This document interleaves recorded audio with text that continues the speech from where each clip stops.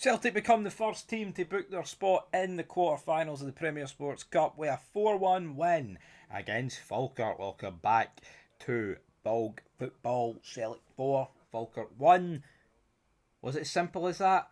Yeah, Celtic went 4-0 up. Falkirk got a wee constellation. Celtic doing really good from a set-piece perspective tonight. Dominated that area. And Falkirk, I've seen worse performances, right, from teams at Parkhead, put it that way. Could have scored a few goals. Sinasola making some decent saves, making some saves that he didn't necessarily need to make. But there's one problem that I've got, right, and it's no way. It's no with the actual game itself. It's with Virgin Media, right? See the other day when I bought Rangers Pilsen, I must have refreshed it about 100 times, folks, right? And see the night, Virgin Media is down. Liverpool Bournemouth down. Sky Sports down. TNT Sports down. Premier Sports down. This game from about the 40th minute onwards, I literally couldn't watch it. So me and the Jambo pair, who is away on his night shift, we literally only seen like some of the goals here. We've seen all the goals, but we had to watch it on Twitter. And I don't know what is going on. You're paying big bucks, folks, right? Big bucks to all these TV companies for all this sport, and they can't even get it to work. So if you were watching this game on Premier Sports tonight, I want you to leave it down below. How was your experience? Was your experience alright? Was it just my bloody televisions that weren't... I mean, I went through 3 different TVs, man, with the same router, and it's just this pixelated, bouncing back and forth, lagging all over the picture screen.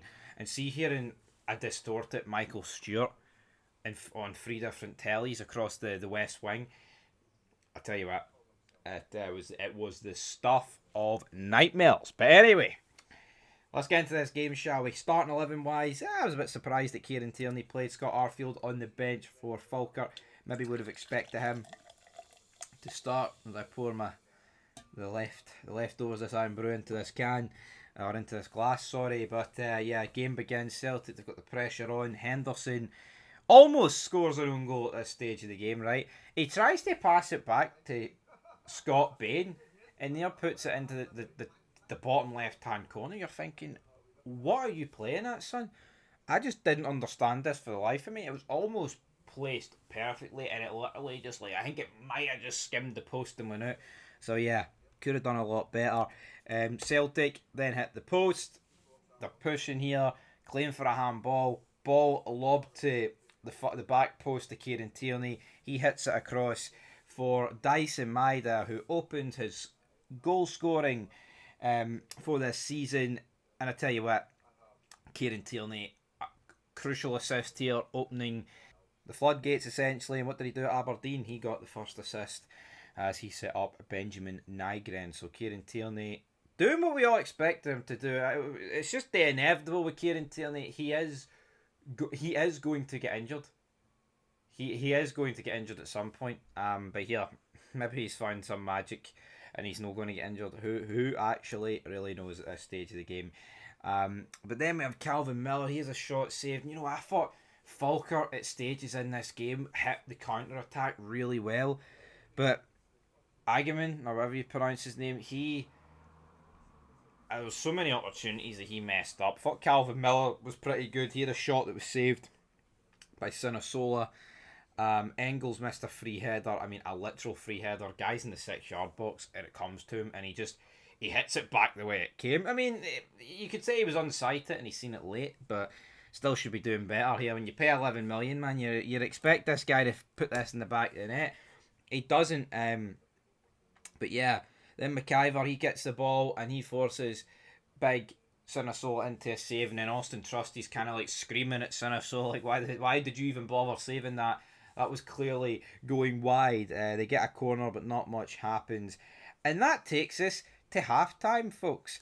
And yeah, like I said, it literally went down, and all I've seen here is the goals, so can't really tell you. Here, maybe Falkirk peppered Celtic, but for the most part, I don't think they did. I mean, a quick read out of the stats would tell you 20 shots to 7. So yeah, but I tell you what, Falkirk 5 shots on target. Yeah, I mean, not. I'm surprised. I thought it'd be closer. But you know, last season was 5-2.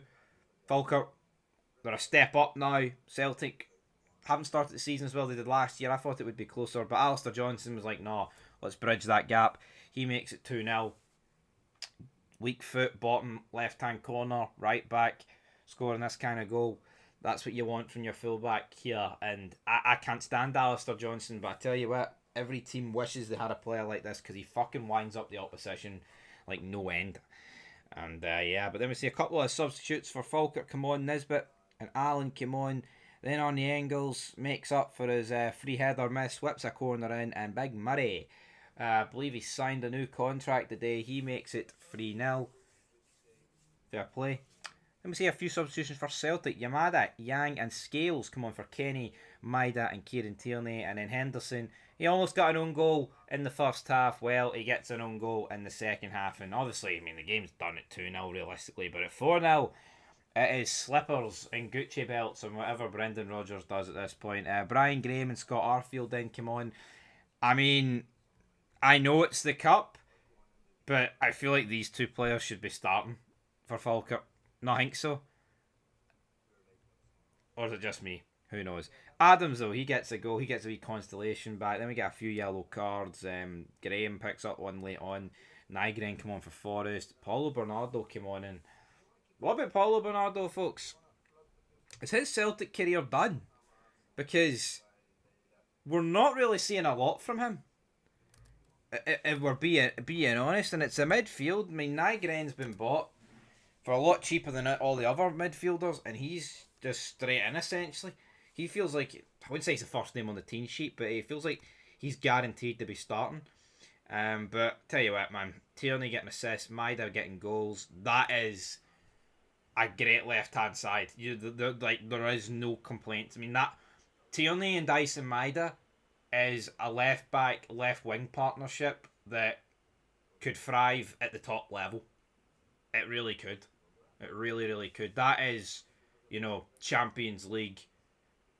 More than Champions League, man. That is a great left hand side. But obviously, what people feared was Maida might go, and Tierney might, get injured. But you look at the right back situation. I mean, Johnson's decent as much as I can't stand him, but Celtic are just lacking a right midfielder. Whether it's Yang or Forrest, they're not good enough. And if Celtic could get if Celtic could get the right side as good as the left side, they'd be on to a decent one there. But anyway, Celtic 4, Falkirk 1. Not the greatest night for me. I wanted Falkirk to win about 27-0, but that didn't happen. No need to fear though. The mighty Alloa come to Ibrox tomorrow. I won't be reviewing the game. Well, I mean, there might be an emergency phone call, like if the unthinkable happens, but I'm going to enjoy my day tomorrow and hopefully not let Rangers fucking bring it down too much, but I will be watching. Anyway, till next time, leave your thoughts down below, and peace.